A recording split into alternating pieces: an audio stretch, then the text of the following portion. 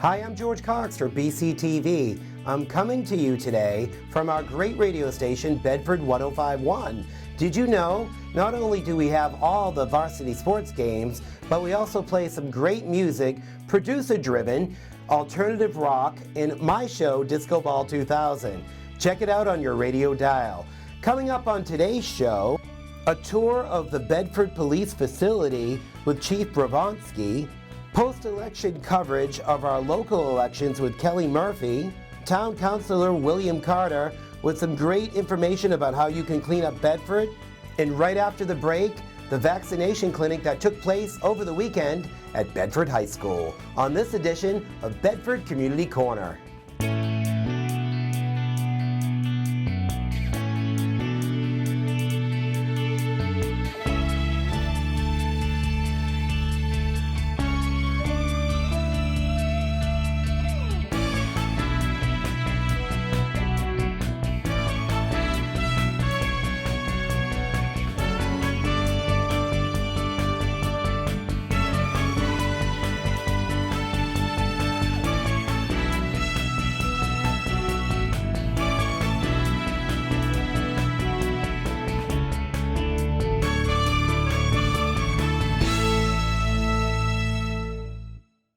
Well, we've all been dealing with this pandemic for the last year, but there is light at the end of the tunnel with all these great new vaccines. And speaking of vaccines, the Bedford High School held a clinic for faculty and staff. We had a chance to talk to Mike Fournier and Scott Hunter about how it was organized and how it benefits the community.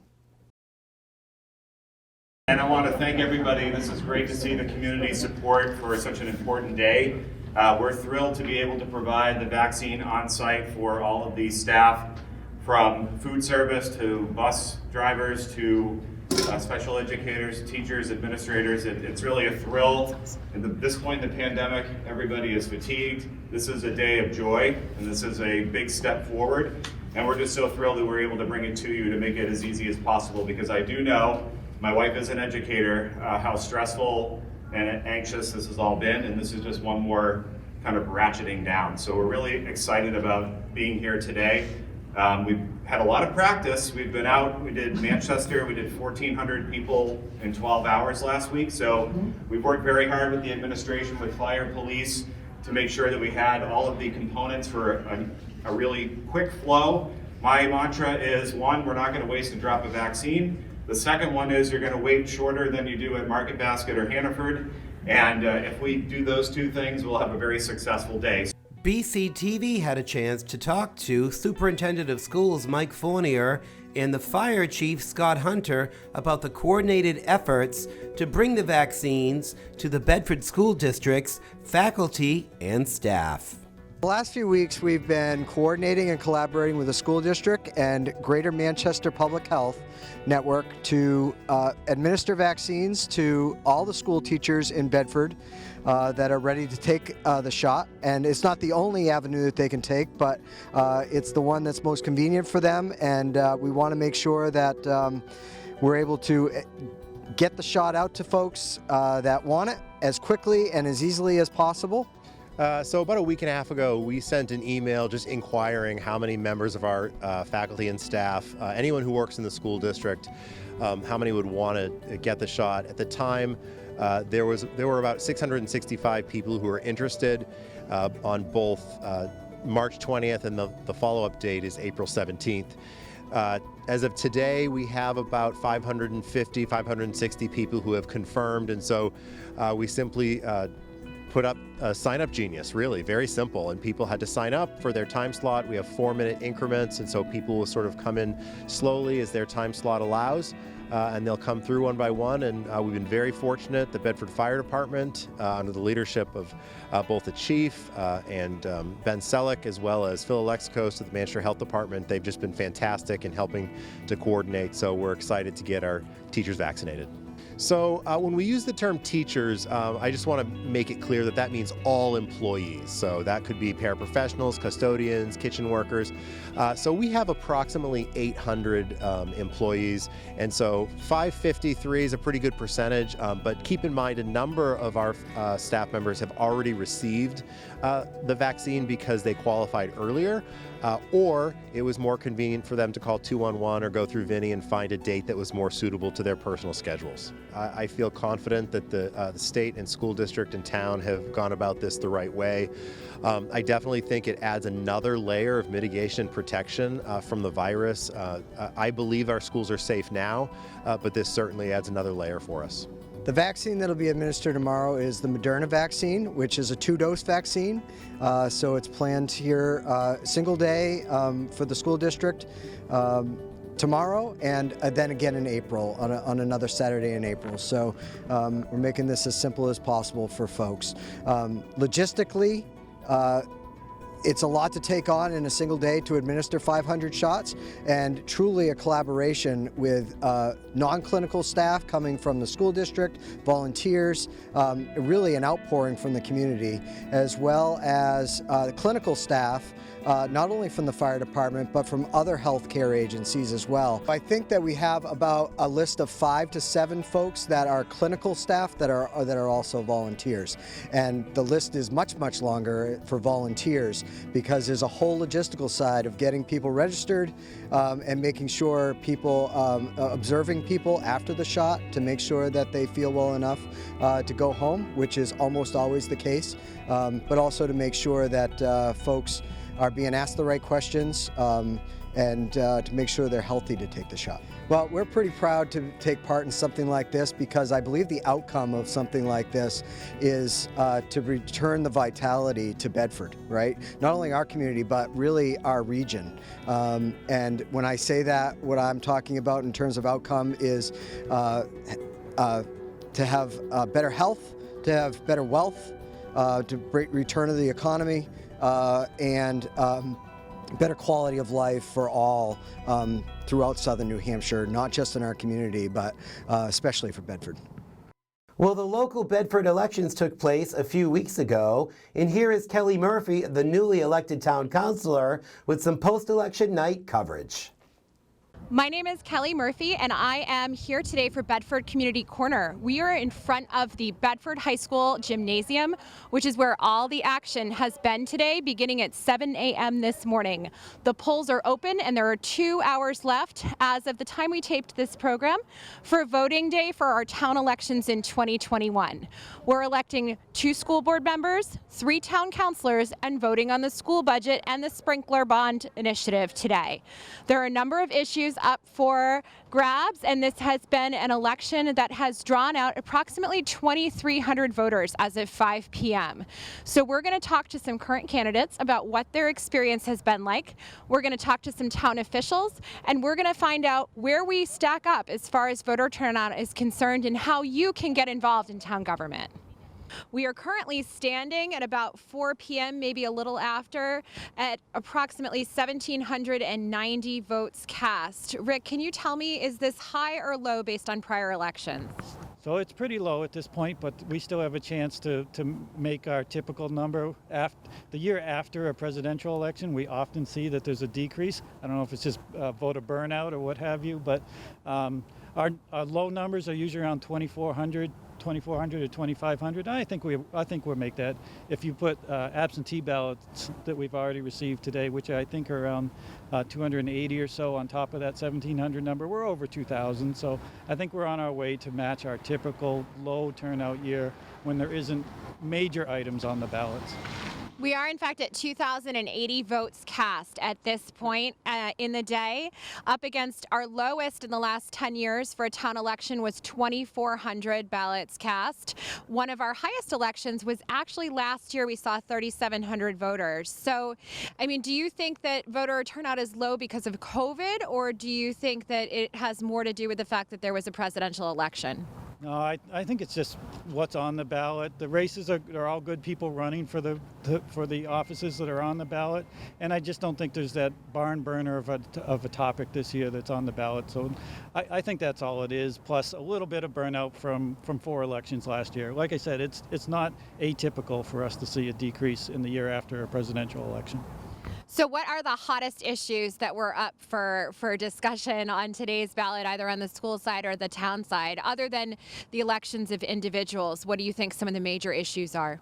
Well, today in Bedford, we have this process where the school, everything is done on the ballot today, but the town portion is tomorrow night at 7 p.m. But on today's ballots, it seemed like the biggest questions probably were either the sprinkler bond article for the school district that would get sprinklers into the school system, into the 3 school buildings that don't have sprinklers currently. And then there's some charter amendments proposed by the town council. The biggest one would be change to our planning board, which would change that board from a 9-member board to a 7-member board, only made up of citizens at that point. Currently, the extra 2 members are myself as town manager and the public works director, and there was a move by the council to modify that board so that you only had 7 citizen residents voting on projects before the planning board. So I think those are the big items. I'm standing here with Sue Thomas, who's a candidate for town council in today's election. It's about 4:30 p.m., so we are almost all the way to the finish line. She served for 8 years on the school board, and I just want to know, what are your thoughts on the process? If you're talking to a candidate who's considering running in the future but has no experience with campaigning, tell me, how has this been for you, and what has been your approach? So this year has been very different than ever before because of COVID. We've done lots of Zoom meetings and just tried to connect on social media with people. And then there's always the putting up of the signs, which, is a process. And it's really just trying to find ways to get your message out to people, and even just to get people to understand we're having a town election today and they need to come out and vote. I did notice you've definitely been putting the legwork in. I see your signs all over town. I see your stuff everywhere. You participated in the men's club debate. You've participated in the candidate forums. You did the BC TV interview. Is that really the key to connecting with voters, is just keeping a presence and participating? You need to try to do everything you're invited to, everything that you can see, because you never know who's going to be tuning in. And with BC TV, they might... In years past, a lot of these would be live. Now a lot of it's Zoom, but they're recording it and putting it back on. So you never know when somebody might be flipping through the channels and watching something. So I just think it's important to, if you're invited to something, or there's a forum, there's something that you can, just get your name out there and encourage people to go vote. It's really important to do that. Tell me, the turnout today has been a little on the light side. What are your thoughts on why that is? I think people are a little bit voted out at this point. I think the 4 elections last year took a lot out of everybody, and the weather's also nice today. So I just, it's unfortunate, but we have some years that are higher than others. I am standing here with Town Councilor Bill Carter, who was elected to the Town Council last year. You've now served about a year on the council. How's your experience been? Well, it doesn't help that after 10 days of being elected, we go into a pandemic, but it's been a great learning experience getting out in the town, just trying to further my journey when it comes to learning about the town of Bedford. What do you think needs to happen in town to turn out the vote in future elections? Well, when you look at the thing, what's on the ballot, the big thing this year was infrastructure, and that's what a lot of the candidates are talking about. How do we make this the town that it is, a great town to be moving to, that the residents love to be safe and have a nice community, and those are the things. They voted back in 2014 to want to improve their roads, and that's what we're doing right now, is making the roads superior to what they were back in 2014. So I think when you look at some of the budget things that come up over certain times, it's what the key button point is, and right now it's how to keep our residents safe in this town, and that'll be the key to get people out to vote about the things that go on in town. Excellent. Thank you so much for your time. Thank you, Kelly. Thank you, Kelly, and congratulations and best of luck on the Town Council. Speaking of Town Councilors, here is William Carter with a great event he's organizing, the first Cub Club Cleanup Day for Bedford. It takes place April 17th, and here's some more information. Hi, I'm Bill Carter of the Bedford Town Council. I would like to invite you to help me clean up Bedford. On April 17th from 9 to 3 p.m., the first annual Cub Road Club Cleanup Day will go on. I've been working with the Bedford DPW and the Bedford Conservation Commission to develop the Cub program. On April 17th, many groups and organizations will be helping with this project. Organizations and groups like the Bedford Rotary, Bedford Men's Club, and the Educational Farm at Joppa Hill, plus Boys and Girl Scouts, and students from SAU 25 will take to the roads to clean up Bedford. There will be 4 locations where you can pick up the blue bags for the Cub event: the Bedford Safety Complex, Bedford Library, the farm at Joppa Hill, and the Bedford Transfer Station. We ask everyone who helps on April 17th to work safe as you clean up the roads, wear gloves, and make sure you wear high visibility clothes. Always be aware of cars on the road and always walk towards the traffic. Safety is our first priority on the Cub Cleanup Day. April 17th will be a great opportunity to help and clean the roads of Bedford. Once you have picked up the road trash, you can do one of 2 things with the bags. You can take them on your next visit to the Bedford Transfer Station or just leave them tied up along the roadside. Staff of the Bedford DPW will spend time the following week picking up those bags. If you have any larger items, just leave them with the bags. The Cub program will give everyone an opportunity to spend the day enjoying the outdoors and help clean up Bedford. With Earth Day on April 22nd, this will give us a great opportunity to make our town a cleaner place. So will you help me clean up Bedford? For more information on the Cub program, please email me at wcarter@bedfordnh.org. Make sure that you send your pictures of your group and family cleaning up Bedford. I want to thank everyone personally for your support of the Cub program. Well, spring is here, the weather is getting nicer, there's some restrictions that are a little bit more loose, and it's time to get out and find out what's going on in the great town of Bedford with Colleen Richardson. Hi everyone, this is Colleen Richardson with your community calendar. This month we'd like to highlight a couple things from the Bedford Historical Society.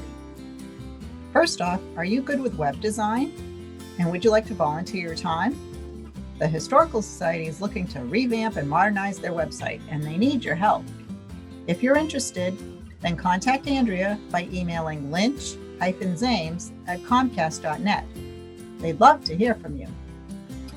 Next, it's spring cleaning time. And while you're cleaning out all of those closets, be sure to save those clothes and donate them to the Bedford Historical Society's Spring Clothing Drive, which will be for the whole month of May.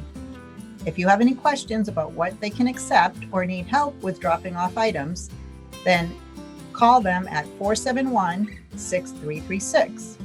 The trailer will be in the same spot as usual at the Stephen Buswell Community Center at the corner of Bedford Center Road and North Amherst Road. So keep that in mind while you're doing that spring cleaning. Now, this is the time for graduating seniors to think about applying for scholarships, and there's some great opportunities out there. First off, the Bedford Men's Club has 2 $2,000 scholarships they're offering. Go to their website, bedfordmensclub.com, download the applications, and get them in by April 15th. The next one is the Bedford Firefighters Association Norman F. Richards Scholarship. They're being offered by the Bedford Firefighters Association, and you can go to their website, bedfordfirenh.org, for applications. And again, their deadline is April 15th. And lastly, the Bedford Bulldogs Athletic Club has the Bedford Bulldog Athletic Club Scholarship and the Rich Buyer Scholarship. The website is bbabc.net/scholarships. Their applications are due by April 23rd. So don't miss out on these great opportunities. Also, don't forget to always go to the Bedford Library's website, bedfordnhlibrary.org, and the Parks and Recreation website at bedfordnh.org. to find out all of their programs and events that are going on. There's lots of things that you'll want to check out. Until next time, happy spring. Here is the Bedford Police Chief John Bravansky with a facility tour of the safety complex, and he explains that they are in desperate need of a new facility. Hi, I'm John Bravansky, Chief of your Bedford Police Department. I'd like to take a few minutes to provide some information about our department's facility needs.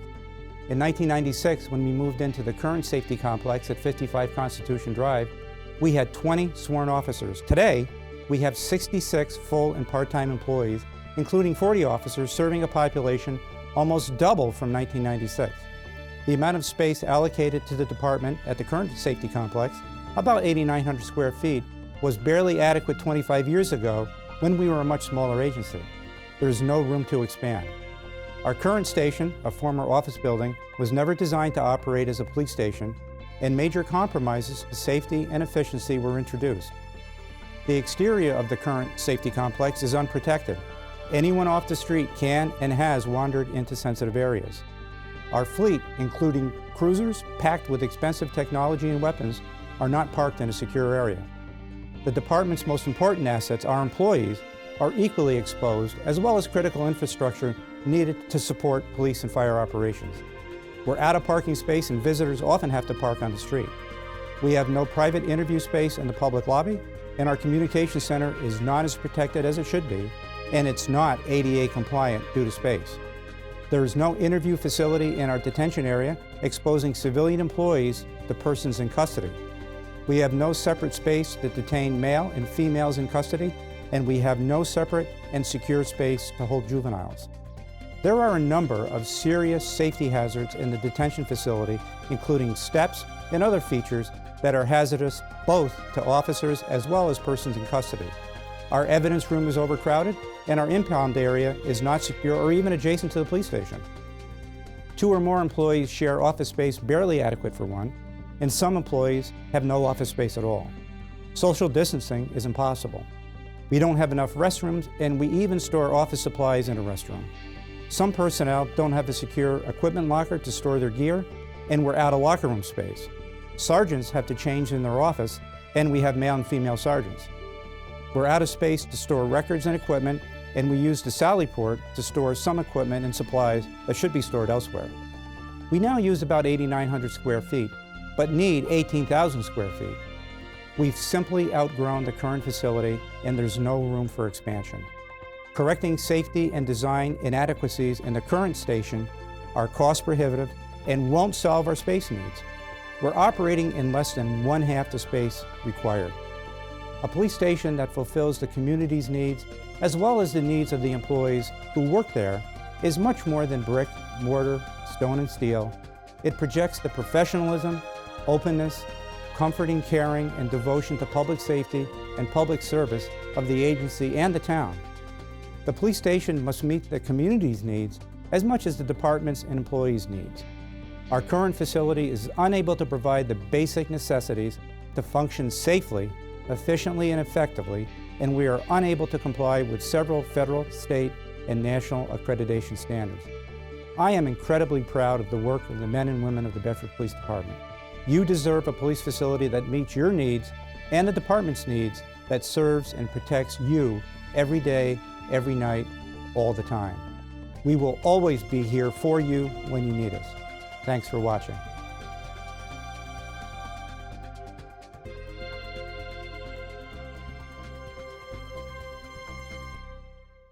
Thank you, John, and we really look forward to having a brand new safety complex in the future. Coming up next, as part of our ongoing series of the Bedford High School, here is Christine O'Hara, Dean of Humanities, to tell you all about this great program. Hi, my name is Chris O'Hara, and I'm the Dean of Humanities at Bedford High School. Our Humanities department includes English, Social Studies, Film, and Video classes. At Bedford High School, our English and Social Studies core graduation requirements are team taught from 9th to 11th grade. This means that in Roots of Thought, The American Dream, and Global Studies, students are taught by both an English teacher and a social studies teacher, at the same time in the same room. One of the benefits of this model is that our students are able to make connections between the literature they are reading and the relevant history they are studying. For example, when freshmen are studying the Renaissance, they are reading Romeo and Juliet. And when our sophomores are studying the 1920s, they are reading The Great Gatsby.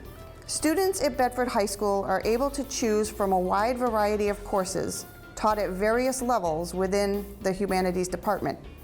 We offer many different IB, AP, and college prep options in the areas of English, social studies, and film. This allows students to challenge themselves in areas where they might want to study in college, while also maintaining balance in their schedules. Students can begin to take AP classes during their sophomore year and IB classes during their junior year. One of the more unique aspects of our Humanities department is the breadth of our film classes. We offer 5 courses in film study, including video production, film critique, America Through Film, IB Film Studies, and IB Filmmaking. Students may choose to take anywhere from 1 to all 5 of these courses during their time at Bedford High School. Our teachers are dedicated to helping our students become better writers, and this begins freshman year. All freshmen take a writing workshop class called In Writing, in addition to Roots of Thought. This class helps students improve their analytical writing skills so that they will be better prepared for the kind of writing they will be asked to do in the rest of their humanities courses throughout their high school experience. Regardless of the path students choose to take with regards to the humanities, they will be engaged in reading and discussing content with their peers, making connections that make their learning meaningful and relevant, and sharing their ideas through their writing. Students who leave Bedford High School perform at very high levels once they reach post-secondary education. If you have any questions about anything that I've talked about in the Humanities department, please contact me via email. You can find that on the school website. Well, that does it for this month's show. If you have a story idea, or maybe you're in a nonprofit and you want to be featured as part of a video segment, then reach out to us at bctv@bedfordnh.org. For all of us at BCTV, we want to wish you a great week. I'm George Cox for Bedford Community Corner. We'll see you again next time.